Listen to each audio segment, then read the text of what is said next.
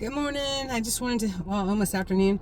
I just wanted to do a quick update. I did go to the Brian Jackson sentencing this morning with many of our hashtag Freedom Corner patriots, and also, of course, Tami was there.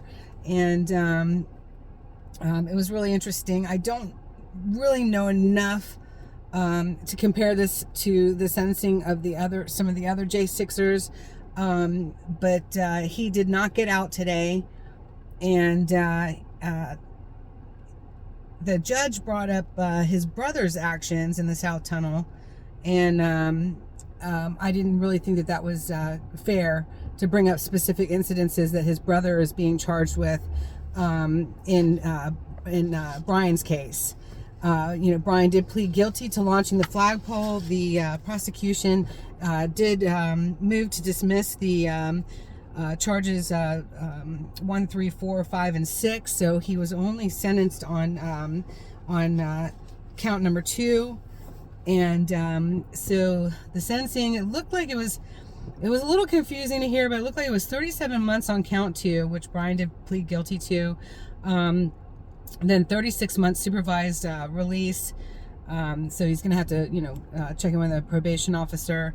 And 60 hours community service within 12 months. No possession of weapons, firearms, illegal substances. $2,000 fine for restitution. It was interesting. The judge closed it out with also he is to attend anger management, or it was suggested. It was suggested that he seek. You should address anger management and address if violence is fueled by alcohol, then that should be addressed as well. So Brian did speak, and he apologized.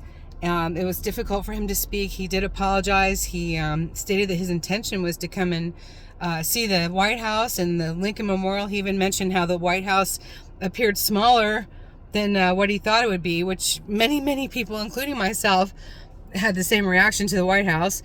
That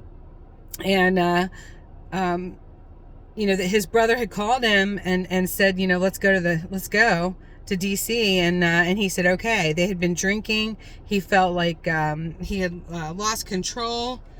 He didn't really know why he threw the flagpole into the tunnel, and he had stated that he had lost his brother before that, and he, in his frustration, he threw the flagpole. They had been drinking.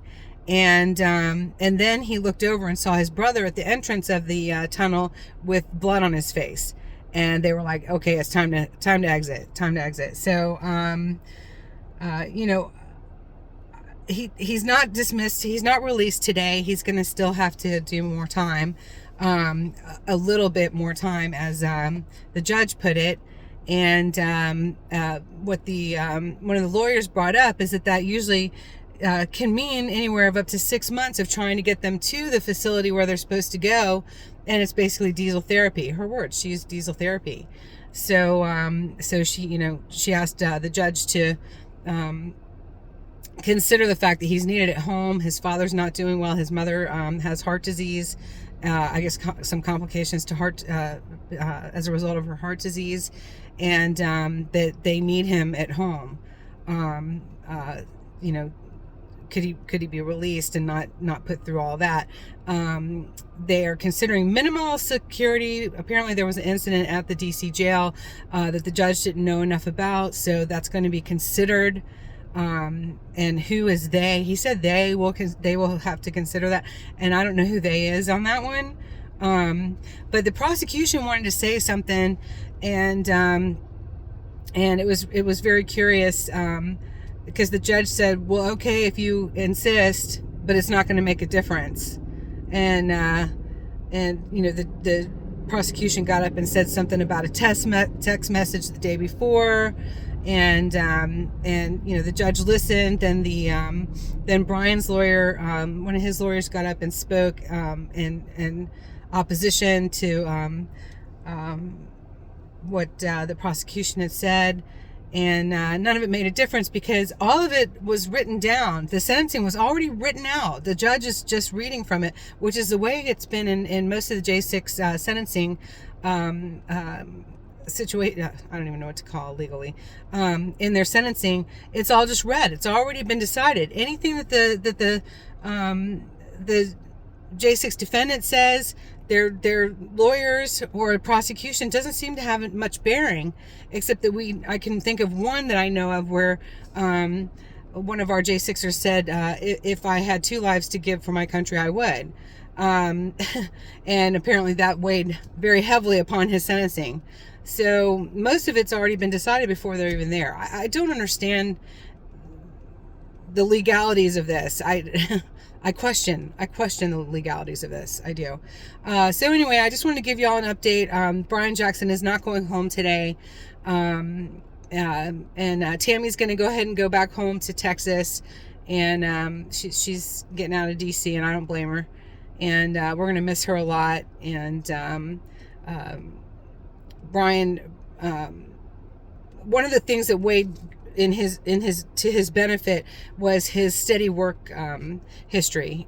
He's a certified electrician, and he has held steady work for most of his adult life. So that definitely worked for his benefit. So anyway, that's really about all I have. And I love you all. At 3:15 today, we're going to be a whole bunch of us are going to go and support Mickey, where there's a telephone hearing with the judge for the Ashley Babbitt estate. I don't even know what they're called. Suit that Judicial Watch has picked up and is prosecuting. So prosecuting. I don't think that's the right word. Anyway, their legal group is bringing that to the court. So God bless Judicial Watch. God bless Mickey. And she'll be there this afternoon, and we're going to go and support her. So God bless you all. Have a great afternoon, and I'll give you an update later.